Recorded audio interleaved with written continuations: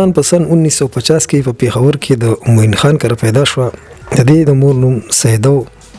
یاسمین خان اصل نوم شمشاد و. یاسمین خان فلمي نوم و.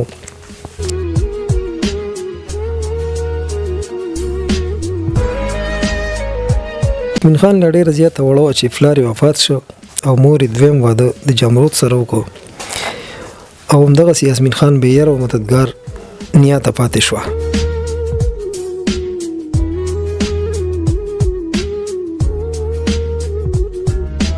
یاسمین خان باندې په وړوکوالي کې ډېرې زیاتې سختې تېرې شوې. مور پلار نه و. ډېر زیات غربت و. نو په 1960 کې دوی کراچۍ ته راغله. هلته زندګي تېرېده.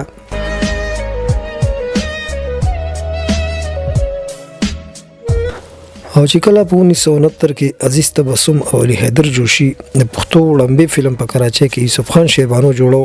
هغوی ته د شیربانو د کردار لپاره د یو پښتني اداکاري ضرورت و. چونکه دغه وخت کې خو پښتو فلمونه نه جوړېدل، نو پښتانه اداکار پیدا کول ډیر زیات ګران کار و. او بل وجه دا هم و چې پښتنو دا چیرې هم نه برداشت کول چې یو پښتنه پیغله دی سکرین ته راوځي، هغه د ډانس وکړي، هغه د اداکاري وکړي، نو ډیر زیات ګران کار و.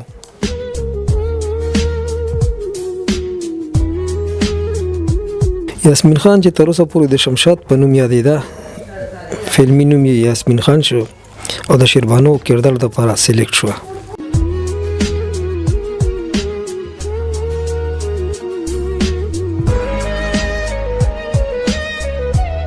د یاسمین خان د یو انټرویو مطابق وی مونږ چې وکړه ریکارډینګ کوو په ایسټرن سټوډیو کراچۍ کې، نو موږ ډېر زیات ریکارډینګ پټ ساته په دغه یره باندې، په دغه وجه باندې چې یره پښتانه راته څه نقصان ونه رسي، پښتانه را سره څه چل ونه کړي.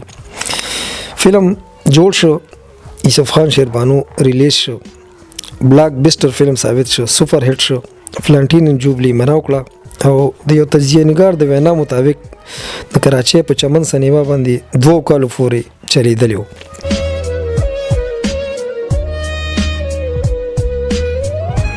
په یوسف خان شیربانو فلم کې د یاسمین خان سره د هیرو کریکټر بدر منیر کړی او په دغه فلم کې نعمت سرحدي او نور داسې ډېر اداکاران متعارف شو.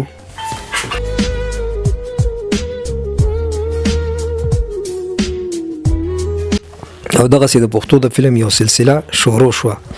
د اینه بعد ادم خان دورخانې، خانه بدوش، اوربل، امیل، نیمګړی ارمان، دیقان او بېشمېره فلمونه جوړ شو. یاسمین خان پکې مرکزي کردار ادا کړ.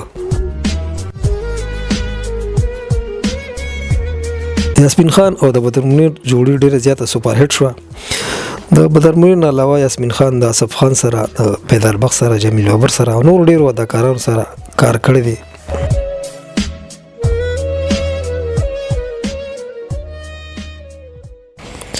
او بیا یو دور داسې راغی چې د پښتو په فلم کې ډېره زیاته اوریاني، فحاشي او غیر اخلاقي فلمونه جوړېدل شروع شو. دغه د یاسمین خان د عروج دور و، خو چونکې هغه د فحاشۍ اریانۍ خلاف وه، د دغې وجې نه هغه فلمي دنیا پرېښوده او خپل کلي ته لاړه.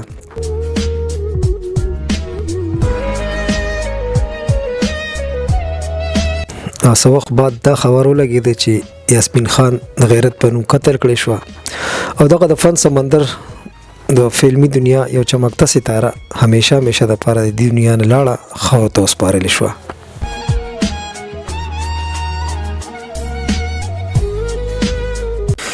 قدرمنو، که ستاسو زموږ پروګرام خوښ شوي نو دغه پروګرام ضرور لایک او شیر کې، او که زموږ نه پکې چېرته څه غلطي شوي نو برای کرم خپل کمنټس کې د خپل رای اظهار وکړئ. ډېره مننه.